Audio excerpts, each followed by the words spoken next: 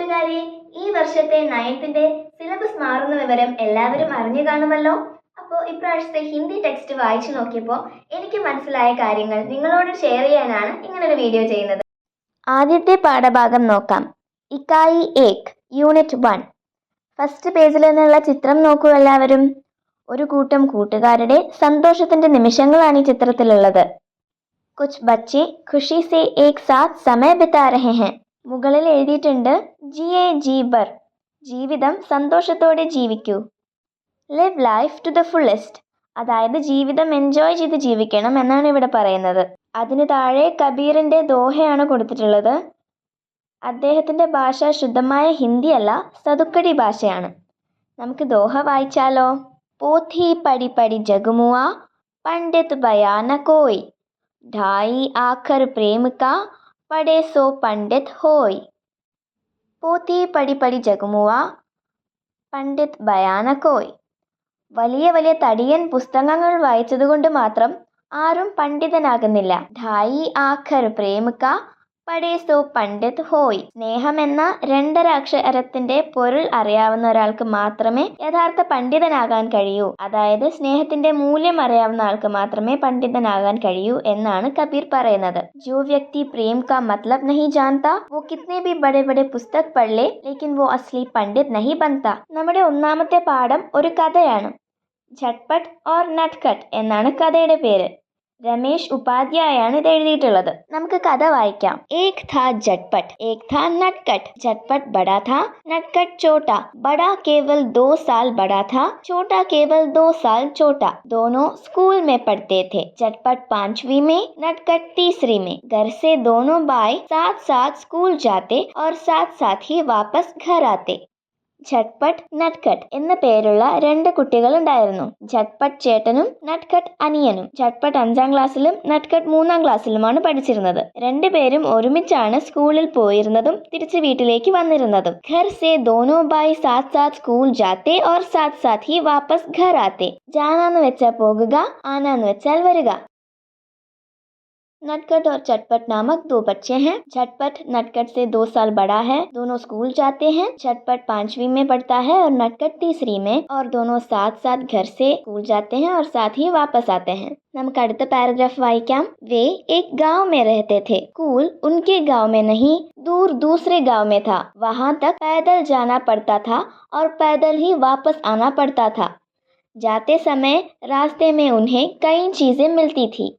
पोखर, बरगद, खेत, बाग, नाला और नदी. वापस आने पर भी रास्ते में उन्हें कई चीज़ें मिलती थी. नदी, नाला, बाग, खेत, ബർഗദ് ഓർ പോഖർ. അവരുടെ വീട് ഒരു ഗ്രാമത്തിലായിരുന്നു, പക്ഷെ അവരുടെ സ്കൂൾ കുറച്ച് ദൂരെയുള്ള മറ്റൊരു ഗ്രാമത്തിലും. അവിടെ വരെ അവർ നടന്നാണ് പോയിരുന്നത്, നടന്നാണ് തിരിച്ചും വന്നിരുന്നത്. പൈദൽ എന്ന് പറഞ്ഞാൽ കാൽനട അല്ലെങ്കിൽ നടന്നു പോകുക. പോകുമ്പോഴും വരുമ്പോഴും അവർക്ക് കുറേ സാധനങ്ങൾ കാണാൻ സാധിച്ചിരുന്നു. പോഖർ അതായത് കുളം, ബർഗദ് ആൽമരം, ഖേത്ത് പാടം, ബാഗ് പൂന്തോട്ടം, നാല തോട്, നദി പുഴ എന്നിവയൊക്കെയാണ് അവർക്ക് കാണാൻ സാധിച്ചിരുന്നത്.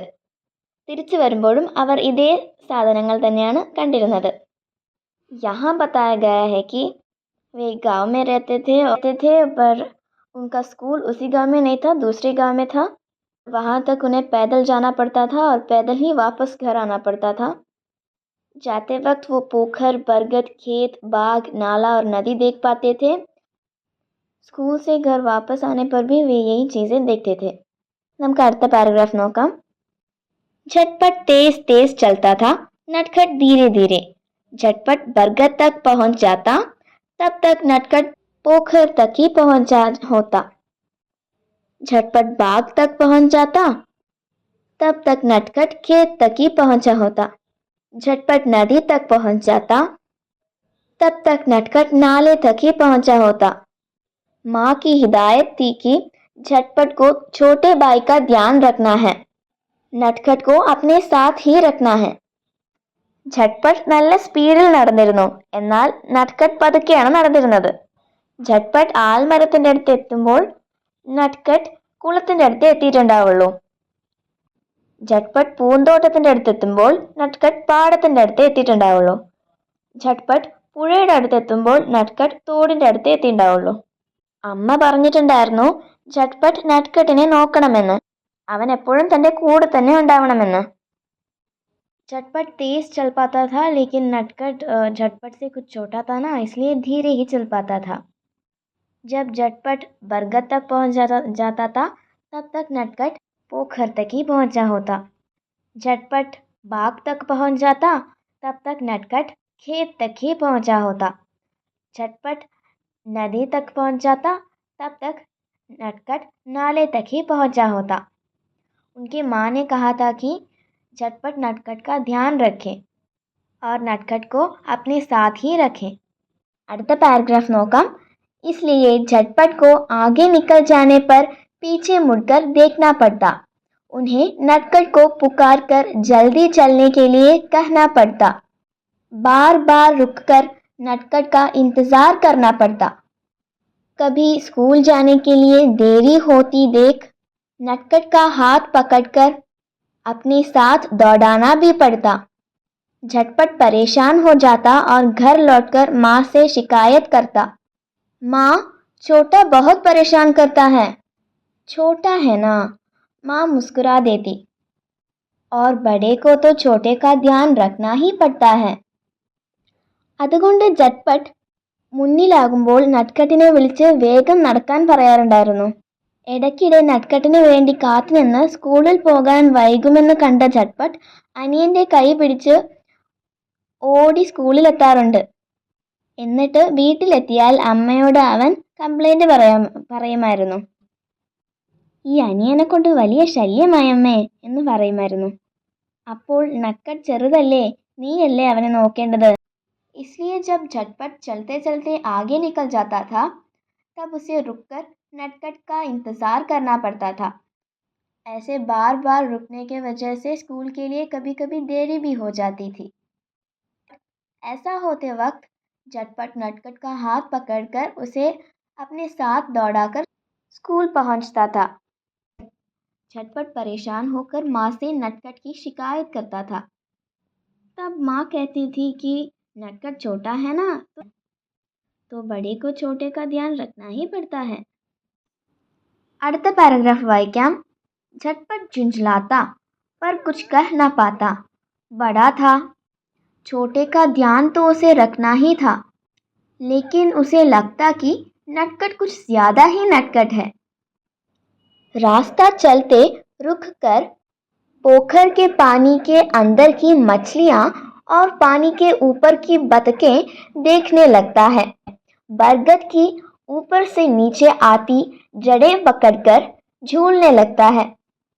खेत में घुसकर खाने की कोई चीज खोजने लगता है. बाग से गुजरने पर आम या अमरूद तोड़ने लगता है. नाले को उधर से इधर और इधर से उधर छलांगे लगाकर पार करने का खेल खेलने लगता है. नदी के पुल को जल्दी से पार करने के बजाय उसके मुंडेर से टिककर नीचे बहती नदी को निहारने लगता है. അവൻ പ്രകോപിതനാവും, പക്ഷെ തിരിച്ചൊന്നും പറയില്ല. അവൻ വലുതാണ്, അവൻ തന്നെയാണ് അനിയനെ നോക്കേണ്ടത് എന്ന് അവനും തോന്നി. പക്ഷേ നട്ട്കട്ടിന്റെ വികൃതി കുറച്ച് കൂടുതലാണെന്ന് അവൻ വിചാരിച്ചു. നട്ട്കട്ട് എന്ന് പറഞ്ഞ അർത്ഥം തന്നെ വികൃതിയുള്ള കുട്ടി, നോട്ടി എന്നൊക്കെയാണ്. നട്ട്കട്ട് സ്കൂളിൽ പോകുന്ന നേരത്ത് കുളത്തിലെ മീനുകളെയും താറാവുകളെയും ഒക്കെ നോക്കി നിൽക്കും. ആലിന്റെ തൂങ്ങിക്കിടക്കുന്ന വേരുകളിൽ പിടിച്ച് ഊഞ്ഞാലാടും. പാടത്തിലിറങ്ങി കഴിക്കാൻ പറ്റിയ സാധനങ്ങൾ അന്വേഷിച്ച് നടക്കും. തോട്ടത്തിൽ കയറി മാങ്ങയോ പേരക്കയോ പറിക്കും. തോടിന്റെ മേലെ കൂടെ ചാടി ചാടി നടക്കും. പുഴ പെട്ടെന്ന് കടക്കുന്നതിന് പകരം പുഴയുടെ മുകളിലൂടെ ഇട്ടിരിക്കുന്ന പാലത്തിൽ നിന്ന് കുനിഞ്ഞ് താഴെ ഒഴുകുന്ന പുഴയിലേക്ക് നോക്കി നിൽക്കും.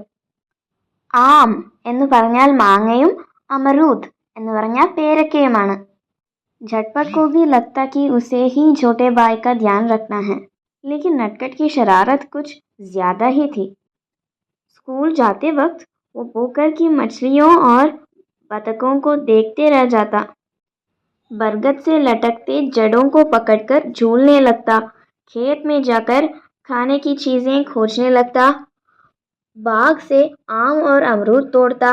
नाले को इधर से उधर कूदकर पार करता। पुल की मुंडेर से टिककर बहती नदी को देखता. ഈ പാഠത്തിന്റെ ബാക്കി ഭാഗവുമായി അടുത്ത വീഡിയോയിൽ കാണാം. ഇതിന്റെ ആദ്യത്തെ വീഡിയോ ആണ്, അപ്പോൾ പോരായ്മകളും ഉണ്ടാവാം. നിങ്ങളുടെ വിലയേറിയ അഭിപ്രായങ്ങളും നിർദ്ദേശങ്ങളും എന്നെ അറിയിക്കണേ. സ്നേഹപൂർവ്വം, മാളവിക.